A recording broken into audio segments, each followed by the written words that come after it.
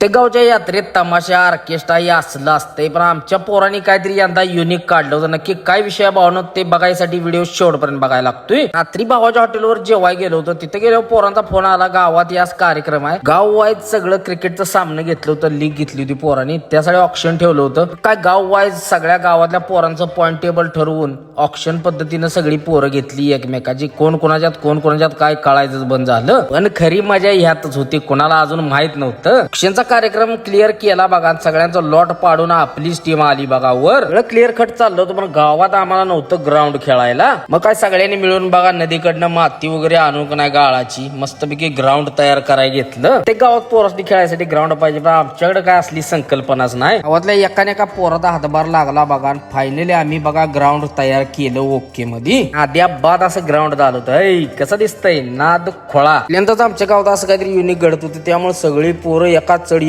प्रॅक्टिसला न खेळणारे सुद्धा यायला लागली. तमाशान बिमाशापेक्षा भावानो हे संकल्पना कशी वाटली नक्की कमेंट करून सांगा. रेवशी महत्वाचं म्हणजे लाईटा बसवून घेतल्या ग्राउंडवर. त्यासाठी आमचे मित्र मंगेश संकपळे यांनी भरपूर सहकार्य केलं. ग्राउंड आखण्यापासून ते बाकीच्या सगळ्या गोष्टींपर्यंत पहिल्यापासून शेवटपर्यंत सगळं सहकार्य केलं. धन्यवाद त्यांचे. ग्राउंड कम्प्लीट झाल्यावर सगळ्यांनी एक ट्रायल पण मारली ग्राउंडवर. ही बघा आपली टीम. कसा आहे नाद्या बाद कार्यक्रम.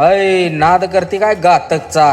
मॅचचा दिवस चर्चा करून बघा सगळ्यांना सांगितलं कसं कसं करायचं काय काय सगळं. पहिल्यांदाच काहीतरी असल्यामुळे सगळं समजून सांगायला लागतंय. ज्योतिबाच्या देवळापाशी असल्यामुळे आणि ज्योतिबाच्या यात्रेनिमित्त असल्यामुळे पहिला ज्योतिबाचा आशीर्वाद घ्यायला लागते. मग ज्योतिबाचा आशीर्वाद घेतला. ज्योतिबाच्या नावानं चांग भलं म्हणून उतरलो बघा ग्राउंडवर. कारण पहिली मॅच आमचीच होती. आपल्या परंपरेनुसार नारळ फोडून केली बघा सुरुवात. कसा आहे दा नक्का ऐका नाद खोळा. पहिलं म्हणजे राष्ट्रगीत महत्वाचं आहे, त्यामुळे राष्ट्रगीताचा पहिला कार्यक्रम उरकला आणि टॉस टाकून मॅचला केली बघा सुरुवात. आपल्या प्रमाणात ताकद लागली, टॉस आपण जिंकला आणि बघा पहिला आपण फिल्डिंगचा निर्णय घेतला. काय उलट लागलं कुणा टॉप पहिल्या 2 मॅच मध्ये आमचा लागला कार्यक्रम. आम्ही पडलो बाहेर. एवढ्या खतरनाक झाल्या. IPL चालू असून सुद्धा आम्ही IPL बघणं टाळलं आणि इकडे मॅच बघत बसलो.